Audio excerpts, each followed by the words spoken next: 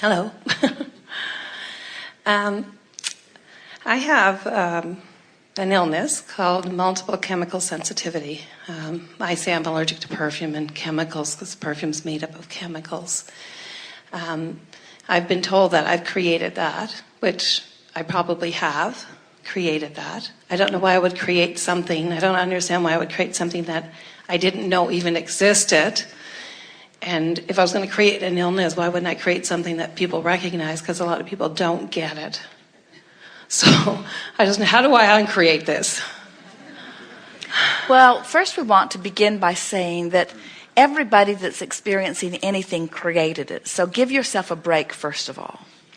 Then we want to say to you that as people imply that this is a sort of mental thing, that it's psychosomatic, that it's coming from your mind, and that it doesn't really have any physical reason or basis, we want to say that's true of every single imbalance or illness. So don't let them make you feel weird about it, because it's true of everything.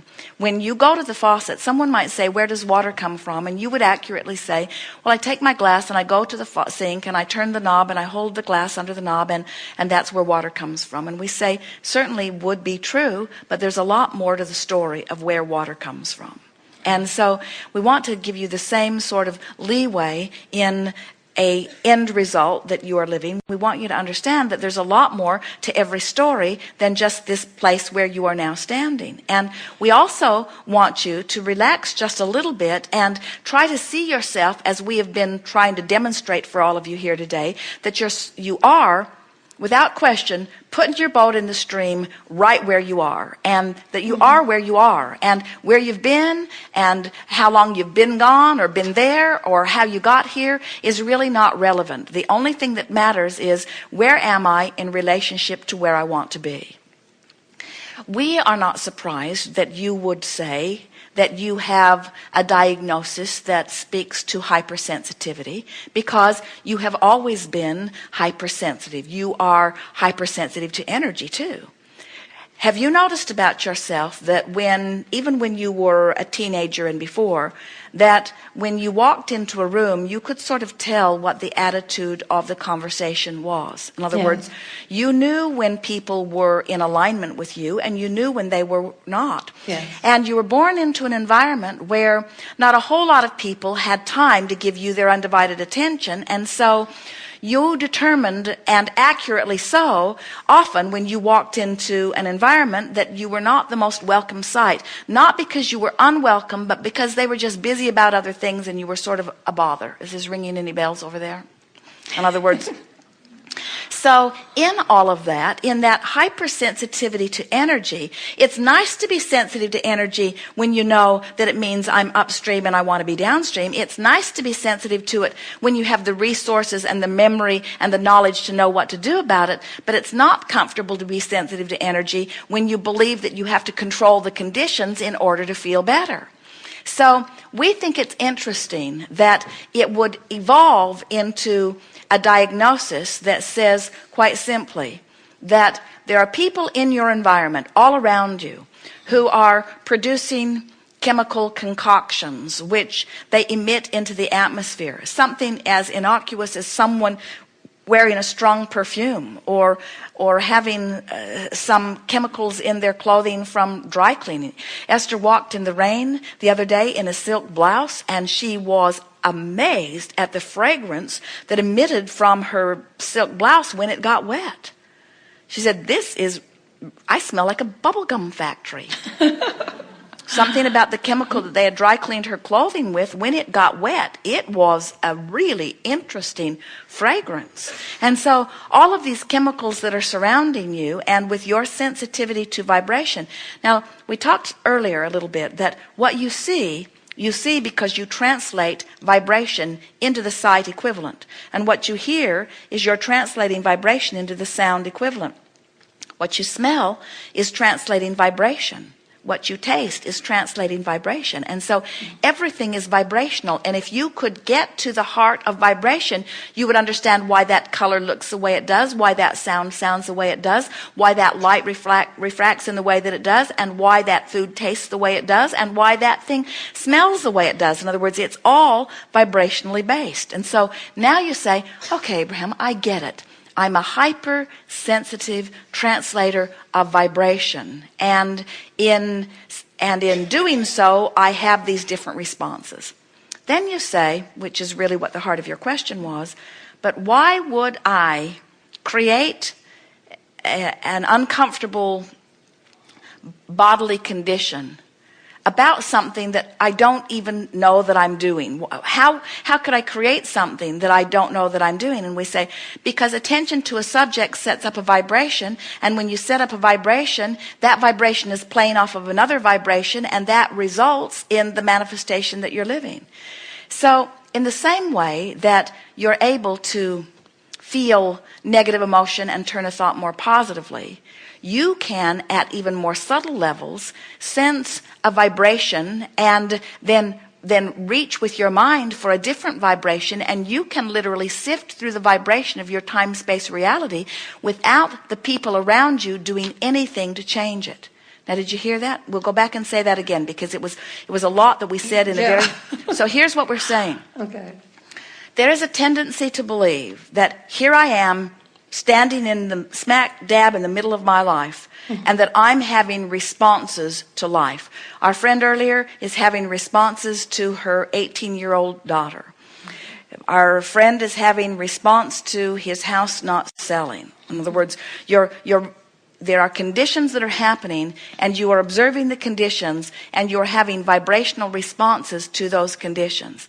And in those cases, you can see them as conscious things that you are observing. It's like a reality that I am observing.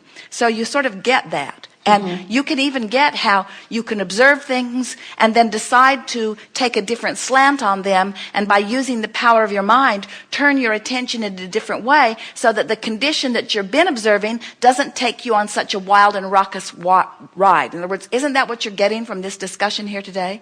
That you have the power to see it as an upstream idea or a downstream idea, and depending upon which way you decide to make it, you will benefit or not, depending upon the direction of your thought. So now what we're suggesting to you is that in less obvious ways, there are thoughts that you think that are detrimental to your physical well-being, and thoughts that you think that are beneficial to your well-being, that you are somehow translating in terms of the way chemicals are responding to you. But the chemicals are just the path of least resistance in the way they're showing up. It really is the thought that poisons, not the chemical. Right. And that's why they're saying to you that it's sort of something that you're creating rather than, and that's why everybody is not having the same experience. Now, give yourself a break in this and acknowledge that the dog hears things that I don't hear. And that everybody is emitting vibrations, and that the universe is responding to their vibrations. And then say to yourself, now this is something that we think is just wonderful. We were talking earlier about post-manifestational awareness, how what I think, and therefore what I feel, and what manifests is always a vibrational match. There are no exceptions to that.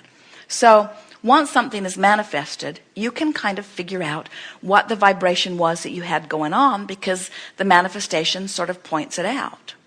So then we say, but isn't it nice to have awareness in advance so that you can turn your thoughts into a more productive or beneficial way, so that what manifests is more pleasing? And so then you say, here I am in this situation where I've got this manifestation that is occurring. And we say, we have long been saying, if you've got some negative emotion going on, which means resistance in your vibration, which means you got your stream moving fast, and for some reason you're not letting yourself go with it, don't worry, you'll feel negative emotion. And if you don't recognize that your stream's moving in one direction and that you're not letting yourself go with it, don't worry, it will get bigger.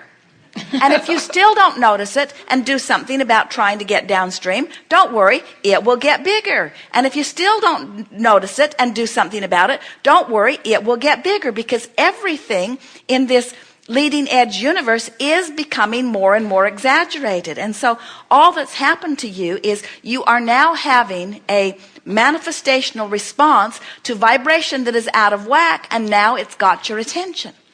So, but now what you're thinking the result is, you see, what's causing you concern is, what you're saying is, well, I have a sensitivity to chemicals that I can't even see. And it isn't until I come into contact with them that I have a detrimental response. And we say, oh, but doesn't that pretty much sound like what everybody's trying to tell us? Oh, Abraham, I didn't have that negative thought until things went really wrong. And that would be like Jerry and Esther saying to us, we didn't have negative thoughts about our drive shaft disconnect not connecting until it didn't connect. And we say, oh, you're not going to get away with that with us. In other words, we know that the drive shaft disconnect isn't working because of things that have been going on in your vibration. It's not the other way around. Everything that manifests is vibrationally based, you see. It's true. So you don't have to figure out what chemicals you're allergic to. You don't have to figure that out. You have to figure out what thoughts you're allergic to. And we'll say to you, you can tell every time they don't feel good when you think them. They're thoughts like, I'm not good enough. They're thoughts like, I'm not smart enough. They're thoughts like, I should have done something different. They're thoughts like, oh, I'm wasting my life. They're thoughts like, I don't know what to do. They're thoughts like, oh, that one's doing better than me. They're thoughts like, I should be doing better. They're thoughts like, oh, I've lived so much life and I haven't figured it out. They're poison thoughts. Or projecting it. Like when I came here, for instance, I wouldn't allow myself to think, well, the room will be full of perfume and I won't be able to stay, because that's happened. Or when I stayed when I got the room at the hotel, because sometimes they put a lot of scents in the room, I didn't allow myself to think about that, and everything worked out fine. You know, I am here. You're here and you're surrounded by chemicals. Exactly. You're here and you're surrounded by all the stuff that often can set you off, but you've been here focused in an environment that has mostly carried you downstream. And so you have more than usual been in alignment with who you are. Yes. And in alignment, you're not out of whack, you're in alignment, and so you're not having those same symptoms, even though the chemicals that you've been giving the credit for have been present around you. Yes. It isn't about them, it's about thought and vibration. Yes. Thank you.